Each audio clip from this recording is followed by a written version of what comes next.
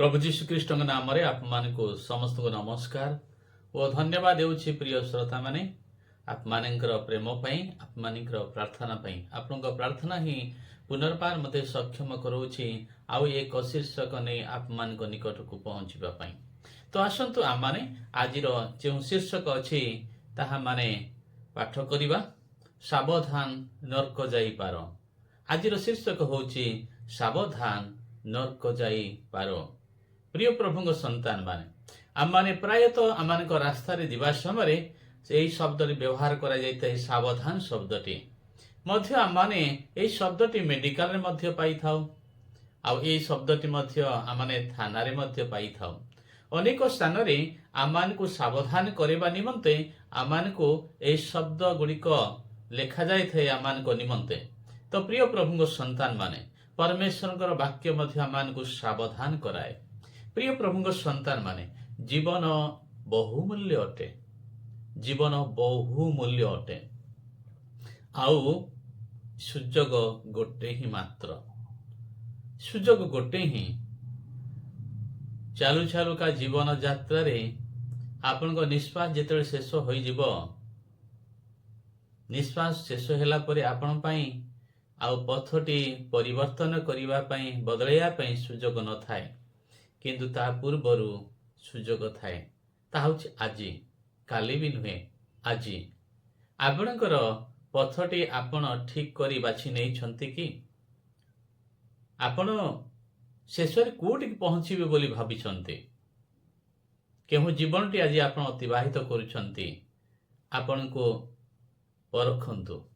आसंतु प्रभुଙ୍କ वाक्यରୁ ମୁଁ କିଛି अंश पढ़िबा पई जाउछि जहाँकि आमानଙ୍କୁ सावधान कराए। एब्री पुस्तक तार 3 पर्वर 12 पदरु किछि अंश पढ़ुछि। हे भाई माने सावधान, जेपरि जीवंत ईश्वरଙ୍କ ठारू विमुखकारी दुष्ट अविश्वासी हृदय तुम्भ मानकर काहारी ठारे न थाए। प्रिय प्रभुଙ୍କ संतान माने परमेश्वर वाक्य मान को सावधान कराए। कौन बोली कहाए, कौन कुहे, हे भाई माने सावधान, जेपरि जीवंत ईश्वर ठारू विमुखकारी दुष्ट। प्रिय माने ईश्वर जीवित अटंती, आमे तांको मृत बोली न भाबू, आमे तांको मृत बोली व्यवहार न करू। प्रिय प्रभु संतान माने विश्व ब्रह्मांडर परमेश्वर जदि मृत होई थांते ताहले विश्व ब्रह्मांड चलंता केमिति? थरटिए आपनकर विवेक अनुसार भाबी नियंतु। थरटिए आपनको खुला हृदय रे आउ खुला चक्षुरे ए पृथ्वी को देखंतु किपरि दिन ओ राति होउची, किपरि वर्षा ओ खरा होउची, किपरि शीत होउची। ए सब परिवर्तन केमिति होउची? जदि गोटे गाड़ी रे जदि मृत व्यक्ति को रखी देबा से कौन चलै नहीं पारिबे? नाही ना। किंतु जीवित व्यक्ति जदि ड्राइवर को रखी देबा ताले चलै नेबे।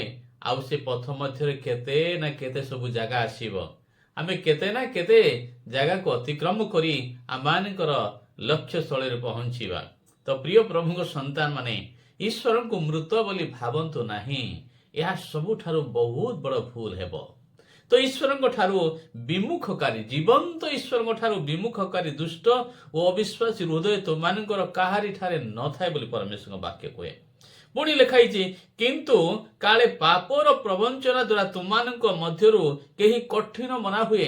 आज अनेक आरंभ करिथांती पथ, एक उत्तम पथ, एक धार्मिकतार पथ, किंतु यात्रा करू करू पथ मध्य से माने प्रलोभित ही थांती आउ से माने निजर हृदय कठिन हो जाई थाए। जगतर मोह माया से मान को टाणी नहीं जाइते प्रिय माने।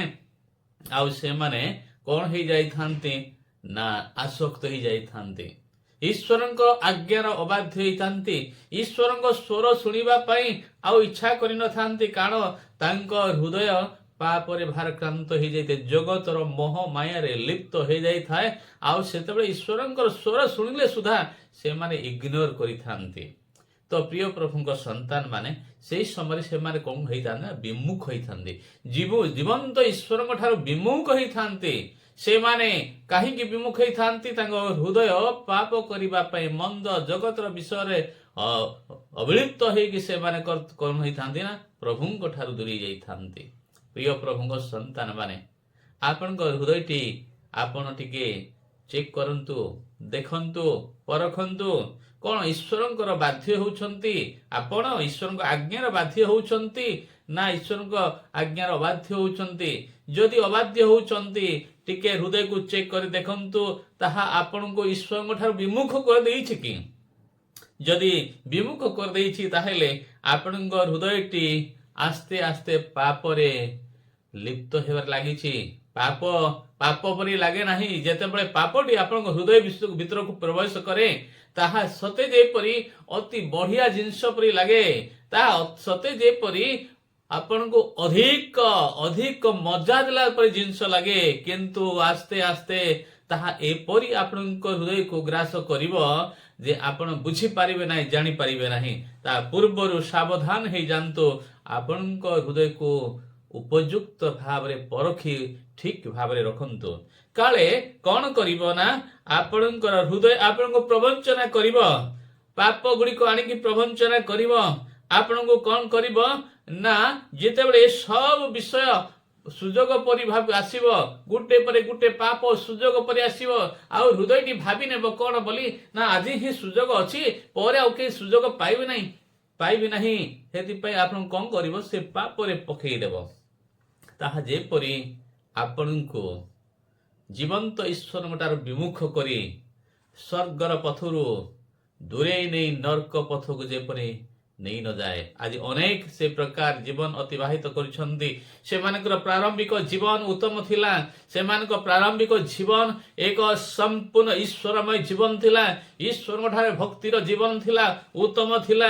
କିନ୍ତୁ ଯେତେବେଳେ ମାନେ ଏପଟେ ଦେଖିଛନ୍ତି, ସେପଟେ ଦେଖିଛନ୍ତି, ସେତେବେଳେ ସେମାନେ କଣ ହେଇଛନ୍ତି, ଭ୍ରାନ୍ତ ହେଇଛନ୍ତି। ଆପଣଙ୍କ ଜୀବନଟି ବହୁମୂଲ୍ୟ ଅଟେ। ପ୍ରିୟ ମାନେ, ଆପଣଙ୍କ ଜୀବନକୁ ପରଖନ୍ତୁ। ଈଶ୍ୱରଙ୍କର ବାକ୍ୟ ଅନୁମତି ଜୀବନ କାଟୁଛନ୍ତି କି ନାହିଁ, ଈଶ୍ୱରଙ୍କ ଠାରୁ ଦୂରେଇ ଯାଇଛନ୍ତି କି ପାଖରେ ଅଛନ୍ତି, ଈଶ୍ୱର ଆପଣଙ୍କ ସହିତ ଅଛନ୍ତି କି ନାହିଁ, ତାହା ଆପଣଙ୍କ ଜୀବନ ପଥରେ ଜାଣିବାର ଅତି ଆବଶ୍ୟକ ଅଟେ। ନହେଲେ ଅନପେକ୍ଷିତ ଭାବରେ ଯୋଉ ଆଶା କରିଛନ୍ତି ସ୍ୱର୍ଗକୁ ଯିବା ପାଇଁ, ହୁଏତ ତାହା ଆପଣଙ୍କ ରାସ୍ତା ବଦଳେଇକି ନର୍କ ଆଡକୁ ନେଇଯିବ। ତ ଆସନ୍ତୁ ଆଜି ପରମେଶ୍ୱରଙ୍କ ବାକ୍ୟରୁ ଆମେ ପୁନର୍ବାର ପଢିବା। ତାହା ହଉଛି ଆଉ କଣ ନା ଆପଣଙ୍କ ସେଇ ଏବ୍ରୀ ପୁସ୍ତକ 3 ପର୍ବର 13 ପଦ। କିନ୍ତୁ କାଳେ ପାପର ପ୍ରବଞ୍ଚନା ଦ୍ୱାରା ତୁମ୍ଭମାନଙ୍କ ମଧ୍ୟରୁ କେହି କଠିନ ମନା ହୁଏ, ଏଥି ନିମନ୍ତେ ଆଜି ସୁଯୋଗ ଥାଉ ଥାଉ ପ୍ରତ୍ୟେକ ଦିନ ପରସ୍ପରକୁ ଉତ୍ସାହ ଦିଅ। ପ୍ରିୟ ପ୍ରଭୁଙ୍କ ସନ୍ତାନ ମାନେ, ଆପଣ ନିଜ ଜୀବନକୁ ପରୀକ୍ଷିବା ସଙ୍ଗେ ସଙ୍ଗେ ଆପଣଙ୍କ ପରିବାରରେ ଥିବା ବ୍ୟକ୍ତିମାନଙ୍କୁ ଟିକେ ସଜାଗ କରନ୍ତୁ, ସତର୍କ କରନ୍ତୁ। କାରଣ ସେମାନେ ପ୍ରଭୁରେ ଅଛନ୍ତି କି ନାହିଁ, ପ୍ରଭୁଙ୍କ ସହିତ ଚାଲୁଛନ୍ତି କି ନାହିଁ, ତାହା ଆପଣଙ୍କର ଦାୟିତ୍ୱ ଅଟେ। ଆପଣ ଯଦି ଗୃହର ମୁଖିଆ, ଆପଣଙ୍କର ଦାୟିତ୍ୱ ଅଟେ। ପରମେଶ୍ୱର ଦିନ ଆପଣଙ୍କୁ ମଧ୍ୟ ପଚାରିବେ, ଆପଣଙ୍କ ପିଲାଟି କୁଆଡେ ଗଲା, ଆପଣଙ୍କ ସ୍ତ୍ରୀଟି କୁଆଡେ ଗଲା, କାହିଁ ଆପଣଙ୍କର ଉତ୍ତର କଣ ଦେବେ ସେଦିନ? ଆଜିଠାରୁ ଟିକେ ସଜାଗ ହୁଅନ୍ତୁ, ସତର୍କ ହୁଅନ୍ତୁ, କୁହନ୍ତୁ।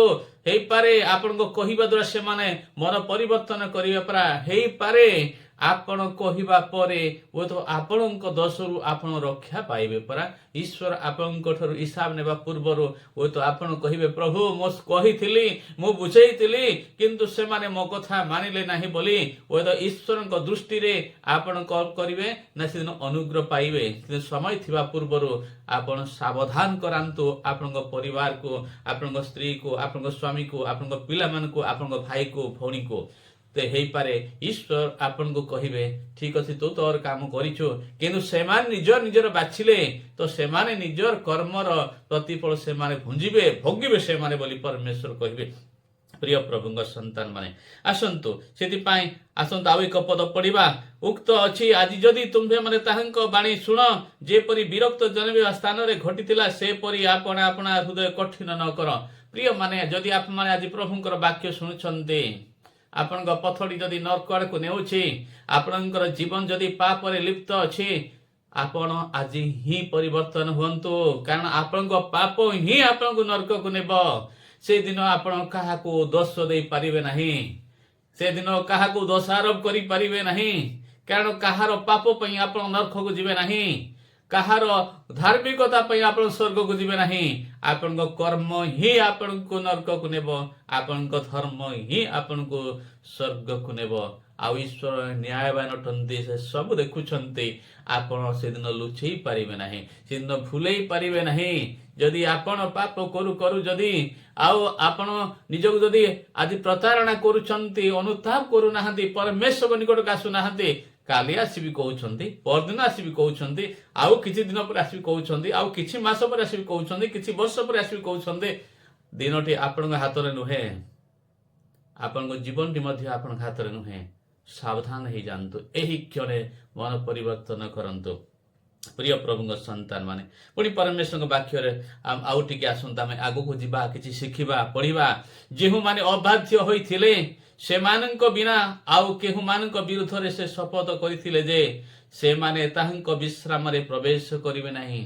ପ୍ରିୟ ପ୍ରଭୁଙ୍କ ସନ୍ତାନ ମାନେ, ଯେଉଁମାନେ ପରମେଶ୍ୱରଙ୍କ ବାକ୍ୟ ଶୁଣି ଶୁଣି ଅବାଧ୍ୟ ହେଇଥିଲେ, ପରମେଶ୍ୱରଙ୍କ ଆଜ୍ଞାକୁ ଉଲ୍ଲଙ୍ଘ କରିଥିଲେ, ପରମେଶ୍ୱରଙ୍କ ଆଜ୍ଞାକୁ ମାନିନଥିଲେ, ଅବାଧ୍ୟ ହୋଇଥିଲେ, ପରମେଶ୍ୱର ସେମାନଙ୍କ ପାଇଁ ଶପଥ କରିଥିଲେ ଯେ ସେମାନେ କଣ କରିବେନି, ବିଶ୍ରାମରେ ପ୍ରବେଶ କରିବେ ନାହିଁ।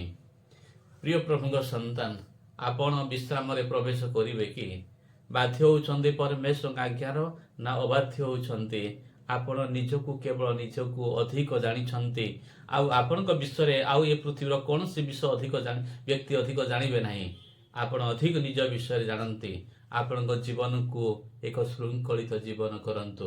ଯଦି ପ୍ରଭୁରେ ଅଛନ୍ତି, ପ୍ରଭୁଙ୍କ ଆଜ୍ଞାରେ ଆନନ୍ଦ କରୁ କରୁ ଜୀବନ ଯାତ୍ରାକୁ ଆପଣ ଅତିକ୍ରମ କରନ୍ତୁ। କେତେ ବି ତୁଫାନ ଆସିବ, କେତେ ବି ପ୍ରଲୋଭନ ଆସିବ, ଯଦି ପ୍ରଭୁ ଆପଣଙ୍କ ସହିତ ଅଛନ୍ତି, ସେ ସବୁ ଆପଣଙ୍କୁ କିଛି କରିପାରିବ ନାହିଁ, ସ୍ପର୍ଶ କରିପାରିବ ନାହିଁ, ମୋହିତ କରିପାରିବ ନାହିଁ, କାରଣ ପରମେଶ୍ୱର ଆପଣଙ୍କ ସହିତ ଅଛନ୍ତି।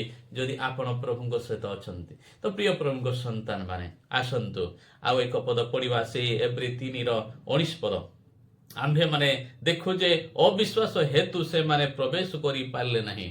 ପ୍ରିୟ ପ୍ରଭୁଙ୍କ ସନ୍ତାନ ମାନେ, ସେମାନେ ଅବିଶ୍ୱାସ ହେତୁ ଆଉ ବିଶ୍ରାମରେ ପ୍ରବେଶ କରିପାରିଲେ ନାହିଁ। ଆପଣଙ୍କର ଅବିଶ୍ୱାସକୁ ଆଜି ପରଖନ୍ତୁ। ଯେଉଁ ବାକ୍ୟ ଗୁଡ଼ିକ ଆପଣ ପଢୁଛନ୍ତି ତାହାକୁ ଆପଣ ଜୀବନରେ ଲାଗୁ କରୁଛନ୍ତି କି ନାହିଁ, ନା ତାକୁ ହେୟ ଜ୍ଞାନ କରୁଛନ୍ତି। ହଁ, ଲେଖା ତ ହେଇଛି, ହଁ ଚର୍ଚ୍ଚ ଯାଉଛି, ବାକ୍ୟ ଶୁଣୁଛି, ଏସବୁ କିଏ ମାନିବ, ଏସବୁ କିଏ ମାନିବ, ଏପରି ଶବ୍ଦ ଗୁଡ଼ିକ ବ୍ୟବହାର କରି ଅନେକ ନିଜକୁ ଭ୍ରାନ୍ତ କରୁଛନ୍ତି, ଅନେକ ଅନ୍ୟମାନଙ୍କୁ ଭ୍ରାନ୍ତ କରୁଛନ୍ତି। ଏ ପ୍ରକାର ଲୋକମାନଙ୍କ ଠାରୁ ମଧ୍ୟ ଆପଣ ସାବଧାନ ହେଇଯାଆନ୍ତୁ। ପ୍ରିୟ ପ୍ରଭୁଙ୍କ ସନ୍ତାନ, ଆପଣଙ୍କ ଜୀବନ ବହୁମୂଲ୍ୟ ଅଟେ। ପ୍ରିୟ ପ୍ରଭୁଙ୍କ ସନ୍ତାନ, ଆପଣଙ୍କ ଜୀବନ ବହୁମୂଲ୍ୟ ଅଟେ। ପ୍ରଭୁଙ୍କ ବାକ୍ୟ କୁହେ, ମଣିଷ ଯଦି ସମଗ୍ର ଜଗତ ଲାଭ କରି ଯଦି ଆପଣ ଜୀବନ ହରାଏ, ତେବେ ତାହାର କି ଲାଭ ହେବ? ଆମେ ଜାଣୁଛୁ ଏ ପୃଥିବୀରେ ଅଛୁ, କିଏ ମରିବା ସମୟରେ କିଏ କଣ ନେଇକି ଯାଉଛି? କିଏ ନେଇକି ଯାଉଛି? ନାହିଁ ନା। ଟିକେ ସାବଧାନ ହୁଅନ୍ତୁ। ଆପଣ ଏଇ ଜଗତରେ 60, 70 କି 80 କି 90 ବର୍ଷ ବଞ୍ଚି ପାରନ୍ତି, କି ହେଇପାରେ 100 ବର୍ଷ ବଞ୍ଚି ପାରନ୍ତି। ଟିକେ ଭାବନ୍ତୁ, ନର୍କରେ ଅନନ୍ତ କାଳ ପର୍ଯ୍ୟନ୍ତ ଯନ୍ତ୍ରଣା ଭୋଗ କରିବେ, ସ୍ୱର୍ଗରେ ଅନନ୍ତ କାଳ ପର୍ଯ୍ୟନ୍ତ ଆନନ୍ଦ ହିଁ ଆନନ୍ଦ ଭୋଗ କରିବେ। କୋଉଟା ବାଛିବେ ତାହା ଆପଣଙ୍କ ଉପରେ ନିର୍ଭର କରୁଛି। ପ୍ରଭୁ ଯୀଶୁ ଆପଣଙ୍କୁ ଆଶୀର୍ବାଦ କରନ୍ତୁ। ପ୍ରିୟମାନେ, ପୁନର୍ବାର କହିବାକୁ ଚାହୁଁଛି, ଆପଣଙ୍କ ଜୀବନ ବହୁମୂଲ୍ୟ ଅଟେ। ଆପଣଙ୍କ ପଥରକୁ ପରଖି ନିଅନ୍ତୁ, ସାବଧାନ ହୁଅନ୍ତୁ। ଆପଣ ପ୍ରଭୁରେ ଅଛନ୍ତି ତ, ନା ଜୀବନ୍ତ ଈଶ୍ୱରଙ୍କ ଠାରୁ ବିମୁଖ ହେଇଯାଇଛନ୍ତି? କୌଣସି ପାପ ଆପଣଙ୍କୁ କଠିନ ମନା କରିଦେଇଛି କି? ଆଜି ହିଁ ଅନୁତାପ କରନ୍ତୁ। କାଲି ନୁହେଁ, ଏଇ ମୁହୂର୍ତ୍ତ, ଏଇ ସମୟ ହେଉଛି ଠିକ୍ ସମୟ ଯେତେବେଳେ ପରମେଶ୍ୱରଙ୍କ ବାକ୍ୟ ଆପଣ ଶୁଣୁଛନ୍ତି। ପ୍ରିୟ ଭାଇ, ପ୍ରଭୁ ଆପଣଙ୍କୁ କହିବା ପାଇଁ ମୋତେ ବ୍ୟବହାର କରିଛନ୍ତି। ପ୍ରିୟ ଭଉଣୀ, ପ୍ରିୟ ବାପା, ପ୍ରିୟ ପିଲାମାନେ, ପ୍ରଭୁ ମୋତେ ଏକ ସାଉଣ୍ଡ ବକ୍ସ ପରି ଆପଣ ପାଇଁ ବ୍ୟବହାର କରୁଛନ୍ତି। ପରମେଶ୍ୱରଙ୍କ ନିକଟକୁ ଆସିଯାଆନ୍ତୁ, ତାଙ୍କଠାରୁ ଦୂରକୁ ଯାଆନ୍ତୁ ନାହିଁ। ପରମେଶ୍ୱରଙ୍କ ଠାରୁ ଦୂରକୁ ଯିବା ଅର୍ଥାତ୍ ନିଜ ପାଇଁ ଅନନ୍ତ ନର୍କ ଆଣିବା। ପରମେଶ୍ୱରଙ୍କ ନିକଟକୁ ଫେରି ଆସନ୍ତୁ। ପ୍ରଭୁ ଆପଣଙ୍କୁ କ୍ଷମା କରିବେ। ପ୍ରଭୁ ଆପଣଙ୍କ ଅପେକ୍ଷାରେ ଅଛନ୍ତି। ପ୍ରିୟମାନେ, ଆପଣ ଅନୁତାପ ଓ ଯଦି ଉପଯୁକ୍ତ ଅନୁତାପ ହେବ, ପରମେଶ୍ୱର ଆପଣ କରିଥିବା ସମସ୍ତ ପାପ କ୍ଷମା କରିବେ। ପ୍ରଭୁ ଯୀଶୁ ଆପଣଙ୍କୁ ଦୟା କରନ୍ତୁ। ଏକ ଉପଯୁକ୍ତ ପଦକ୍ଷେପ ନେବା ପାଇଁ, ନିର୍ଣ୍ଣୟ ନେବା ପାଇଁ ପ୍ରଭୁ ଯୀଶୁ ଆପଣଙ୍କୁ ସାହାଯ୍ୟ କରନ୍ତୁ। ପ୍ରଭୁ ଯୀଶୁ ଆପଣଙ୍କୁ ଆଶୀର୍ବାଦ କରନ୍ତୁ।